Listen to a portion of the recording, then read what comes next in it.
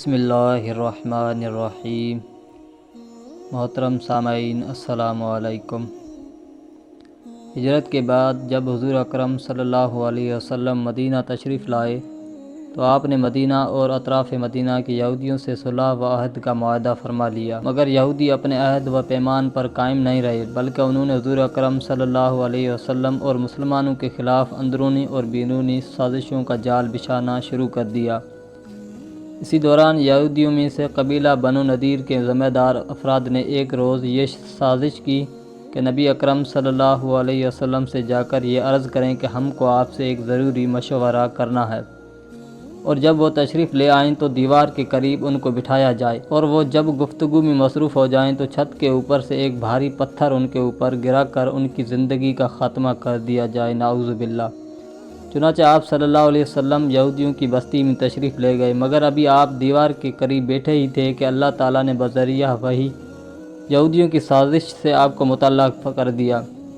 اس لیے آپ صلی اللہ علیہ وسلم خاموشی کے ساتھ فوراً واپس تشریف لے گئے۔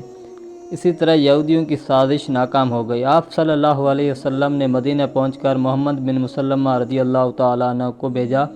کہ وہ بنو نذیر کے یہودیوں تک یہ پیغام پہنچا دیں کہ چونکہ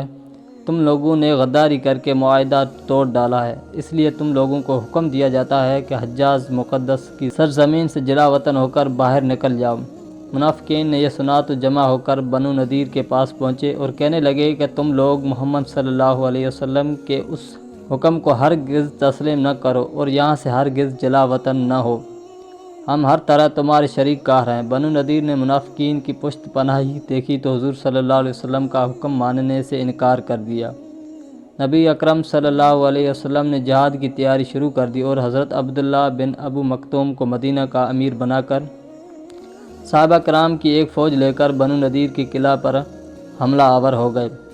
یہودی اس قلعے میں بند ہو گئے اور انہوں نے یقین کر لیا کہ اب مسلمان ہمارا کچھ بھی نہیں بگاڑ سکتے، لیکن حضور صلی اللہ علیہ وسلم نے ان کے قلعے کا محاصرہ کر لیا اور پھر حکم دیا کہ ان کے درختوں کو کاٹ ڈالو، کیونکہ ممکن تھا کہ درختوں کے جھنڈ میں چھپ کر یہودی اسلامی لشکر پر چھاپا مارتے۔ ان حالات کو دیکھ کر بنو نذیر کے یہودیوں پر ایسا رعب بیٹھ گیا اور اس قدر خوف و طاری ہو گیا کہ وہ لرز اٹھے، اور ان کو منافقین کی طرف سے بھی بجز،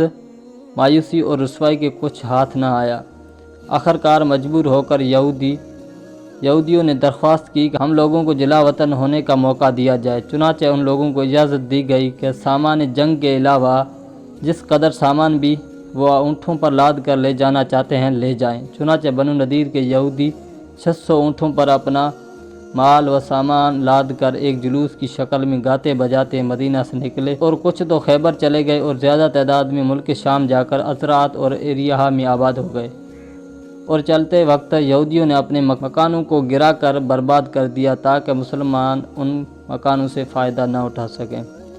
دوستو، ویڈیو اچھی لگی ہو تو ویڈیو کو لائک، شیئر اور چینل کو سبسکرائب کر دیں۔ جزاک اللہ خیر۔